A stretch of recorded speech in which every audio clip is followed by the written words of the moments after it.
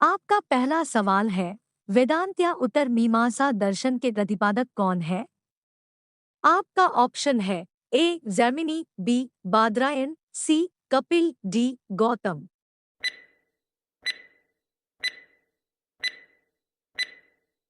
इसका सही जवाब होगा ऑप्शन नंबर बी बादरायण। आपका दूसरा सवाल है, ऋग्वेद का कौन सा मंडल पूर्णतः सोम को समर्पित है?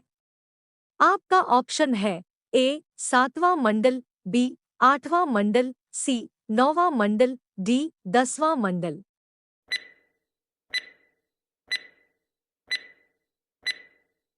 इसका सही जवाब होगा ऑप्शन नंबर सी नौवां मंडल। आपका तीसरा सवाल है, प्रसिद्ध 10 राजाओं का युद्ध किस नदी के तट पर लड़ा गया था? आपका ऑप्शन है ए गंगा नदी के तट पर, बी ब्रह्मपुत्र नदी के तट पर, सी कावेरी नदी के तट पर, डी परुष्णी नदी के तट पर।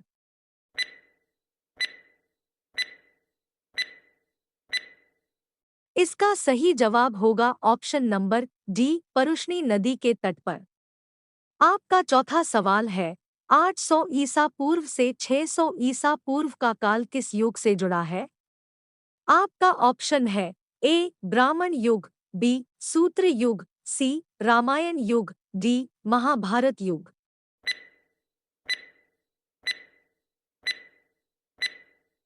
इसका सही जवाब होगा ऑप्शन नंबर ए ब्राह्मण युग। आपका पांचवां सवाल है, किस काल में अछूत की अवधारणा स्पष्ट रूप से उदित हुई? आपका ऑप्शन है ए ऋग्वैदिक काल में, बी उत्तर वैदिक काल में, सी उत्तर गुप्त काल में, डी धर्मशास्त्र के काल में।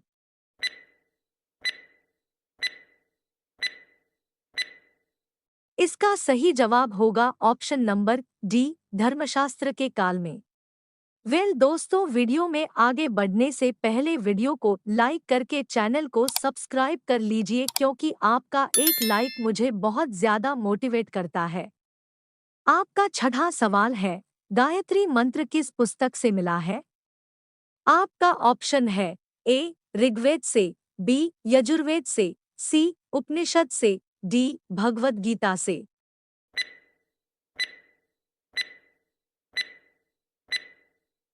इसका सही जवाब होगा ऑप्शन नंबर ए ऋग्वेद से। आपका सातवां सवाल है, न्याय दर्शन को प्रचारित किसने किया था? आपका ऑप्शन है ए चारवाक ने, बी गौतम ने, सी कपिल ने, डी जैमिनी ने।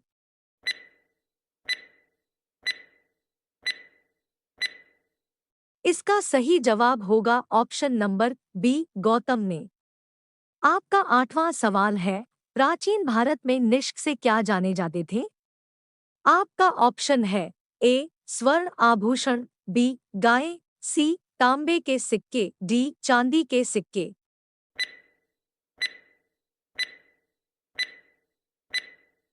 इसका सही जवाब होगा ऑप्शन नंबर ए स्वर्ण आभूषण।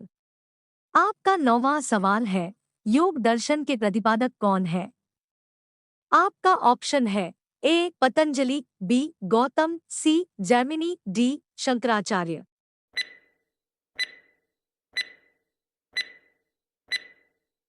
इसका सही जवाब होगा ऑप्शन नंबर ए पतंजलि। आपका 10वां सवाल है, उपनिषद पुस्तक किस पर आधारित है? आपका ऑप्शन है ए धर्म पर, बी योग पर, सी विधि पर, डी दर्शन पर।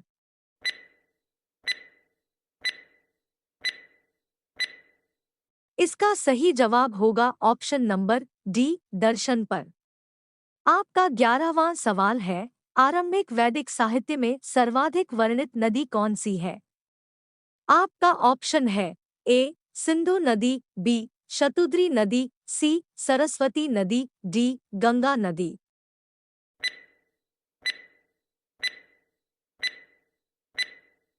इसका सही जवाब होगा ऑप्शन नंबर ए सिंधु नदी। आपका 12वां सवाल है, उपनिषद काल के राजा अश्वपति कहाँ के शासक थे? आपका ऑप्शन है ए काशी के, बी केकय के, सी पांचाल के, डी विदेह के।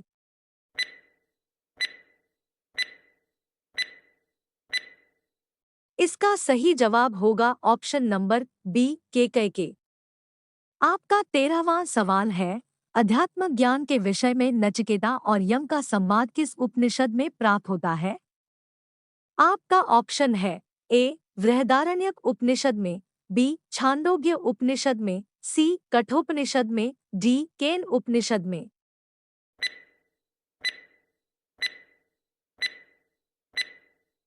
इसका सही जवाब होगा ऑप्शन नंबर सी कठोपनिषद में। आपका 14वां सवाल है, वैदिक नदी काबुल का स्थान कहाँ निर्धारित होना चाहिए? आपका ऑप्शन है ए अफगानिस्तान में, बी चीनी तुर्किस्तान में, सी कश्मीर में, डी पंजाब में।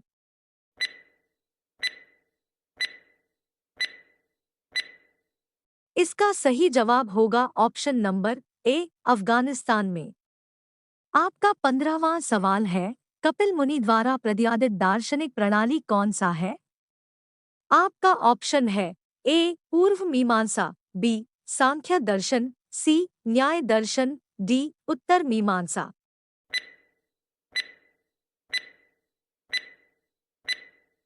इसका सही जवाब होगा ऑप्शन नंबर बी सांख्य दर्शन।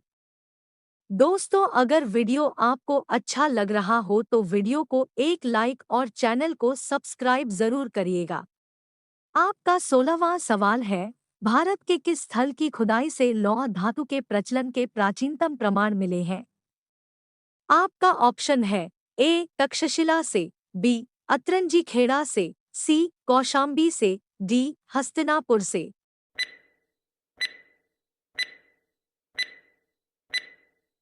इसका सही जवाब होगा option number B Atranji Kheda से।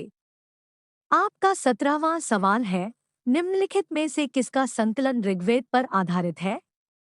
आपका ऑप्शन है ए यजुर्वेद का, बी सामवेद का, सी अथर्ववेद का, डी इनमें से कोई नहीं।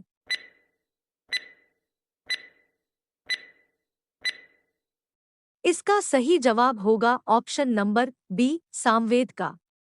आपका 18वां सवाल है, निम्नलिखित में कौन प्रस्थानत्रयी में शामिल नहीं है?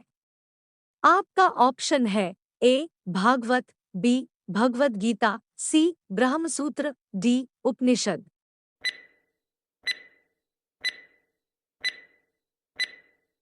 इसका सही जवाब होगा ऑप्शन नंबर ए भागवत। आपका 19वां सवाल है, कर्म का सिद्धांत किससे संबंधित है? आपका ऑप्शन है ए न्याय से, बी मीमांसा से, सी वेदांत से, डी वैशेषिक से।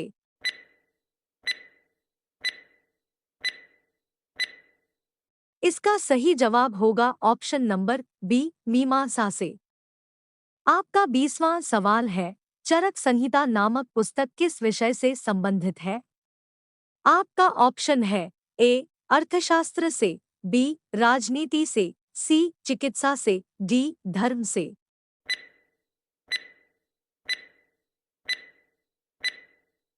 इसका सही जवाब होगा ऑप्शन नंबर सी चिकित्सा से। वीडियो देखने के लिए आप लोगों का बहुत बहुत धन्यवाद। कृपया इस वीडियो को लाइक करें और चैनल पर नए हैं तो चैनल को सब्सक्राइब करना ना भूलें। धन्यवाद।